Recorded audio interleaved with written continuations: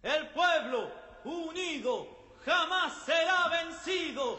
El pueblo unido jamás será vencido. El pueblo unido jamás será vencido. El pueblo. Hola, buenas noches. Soy María Castillo. Soy de la zona norte del estado de Veracruz y tengo 53 años. Les voy a contar algunas anécdotas y cuestiones que he escuchado a lo largo de mi niñez respecto a la revolución en esa zona. Pues más bien es en el sentido de lo que me contaron mis abuelos o mis tíos abuelos, qué les pasó a su vez a las bisabuelas y a los bisabuelos. Entonces, por un lado de mi familia, por parte de mi papá, hay dos cosas que me llamaron mucho la atención, y es que las hermanas de mi abuelo en ese tiempo eran niñas, y entonces cuando se platicaba acerca de la revolución y que la famosa bola iba a llegar, pues se tendía a esconder a las mujercitas porque se hablaba de que se las robaban, que les hacían cosas feas, que había violaciones, etc. Y entonces nos contaba mi abuelo, que era de los hermanos medianos, digamos, que a sus hermanas habían hecho una especie de hueco, y ahí cuando escuchaban el movimiento y todo el alboroto, las ocultaban y ya nada más salían a recibirlos los varones. Entonces, y así se estilaba, ya que más o menos se iban, pues sacaban a las muchachas de nuevo. En ese tiempo mis bisabuelas, bueno, mis tías abuelas, eran jovencitas de 12, 13 años, y mi abuelo tendría como 7 años. Y se supo que venía la bola, hicieron el proceso, escondieron a las niñas, y mi bisabuela está embarazada. Y cuentan que, me contaba mi abuelo que ocultaron a las niñas, pero además pues salió a recibirlos el abuelo. Bueno, en este caso el bisabuelo salió a recibirlos. Y pues ya preguntaron por quiénes más habitaban ahí la casa y demás. Y pues le empezaron a hacer preguntas y pues no le sacaron nada al abuelo. Y entonces amenazaron con colgarlo. Entonces se lo llevaron, lo jalaron y ya lo tenían así a punto de colgarlo, pues cuando pues la abuela gritaba y se acercaba y suplicaba, y pues obviamente vieron que ya estaba embarazada y lo llevaron al extremo, pero le perdonaron la vida.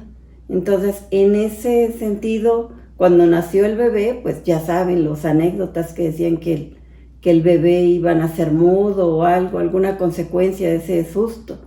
Pero pues afortunadamente no fue así, y en honor a esa situación le pusieron de nombre Salvador. O sea, yo conocí al tío Salvador, que era pues el hermano más chico de mi abuelo, la verdad un tipo guapo, y tenemos trato con sus hijas y todavía se siguen contando esa anécdota, ¿no? Muy, muy peculiar. Por otro lado, por parte de la familia de mi mamá, pues también nos contaban anécdotas, pero mi abuelo era arriero, llevaba las mulas, llevaba carga, la repartía, y más bien ya fue a consecuencia de la revolución. Él era un jovencito de 14, 15 años, y lo llevaban a repartir carga.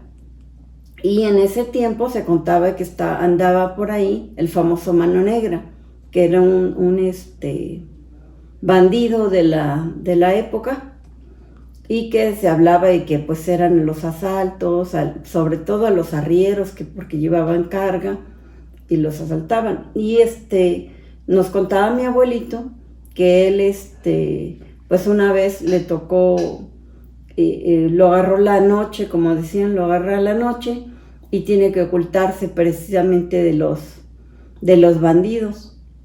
Y entonces se escuchó movimiento y tuvo que soltar las mulas y él esconderse en el monte para que no lo cacharan.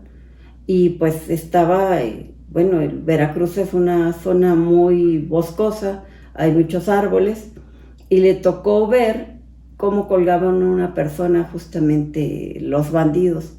Él supone que eran justamente los de la mano negra, y entonces hasta que amaneció y pasó todo, salió. Y obviamente pues un jovencito llegó ya bien espantado y sin la carga, ¿no? Que en ese tiempo pues era dinero que implicaba, pero el susto que se llevó, pues digamos que nadie se lo pudo quitar. Entonces esas historias nos contaban cuando era el niño, y bueno, creo que esas son de las principales anécdotas que yo recuerdo de que nos contaran sobre la revolución. Jamás será vencido, de pie cantar que vamos a triunfar, avanzan ya banderas de unidad y tú...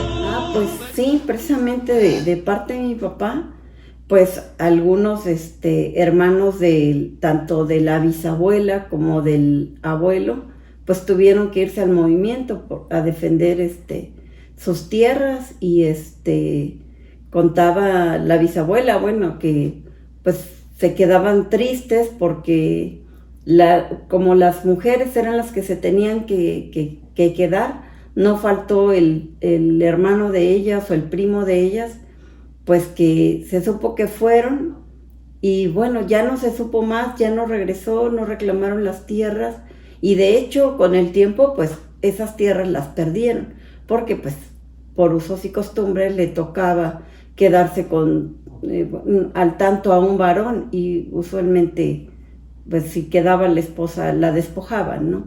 Entonces sí estaba delicado en ese sentido, y algunas familias se unían y ya se iban, pues ahora sí que las cuñadas se regresaban a vivir a casa de sus hermanos.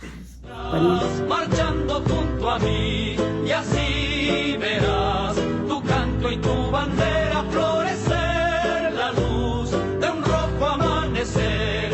Había un compañero de la preparatoria que pues cuando estábamos en la escuela no nos contaba directamente de la revolución ni quién era, pero con el tiempo, como hemos continuado la amistad, de repente ha salido las anécdotas de que, oye, ¿y tu familia qué se dedicaba cuando estábamos estudiando?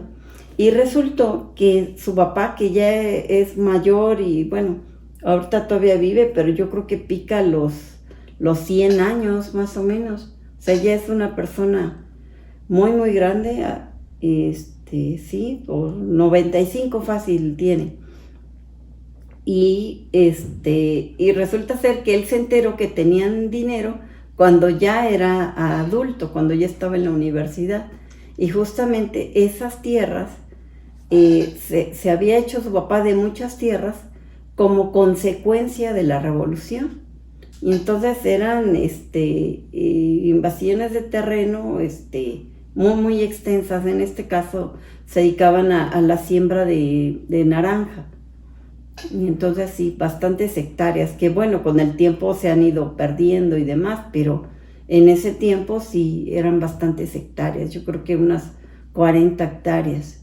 De cuando estábamos jovencillos, tendríamos 18 años, 17 más o menos. Hacia allá, la vida que vendrá, de pie marchar, el pueblo va a triunfar, será mejor la vida que vendrá. Pues no directamente, pero digamos, me estoy acordando de una persona que incluso, como no sabían leer y escribir, solamente tenía una marca en el brazo y decía que eran sus iniciales.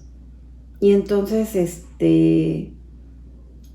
cuando le preguntaban de dónde era como una persona migrante, porque nada más nos decía el nombre del pueblito, pero que nunca había podido regresar a su pueblito porque pues no sabía a quién, digamos que la habían sacado muy chiquita, librando más o menos la revolución, la bola, y se fue con uno de sus hermanos y ya nunca pudo regresar con su familia.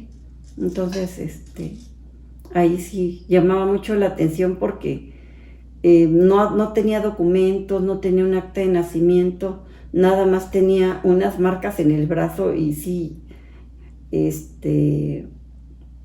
decía que se las habían hecho con un fierro caliente, ¿no?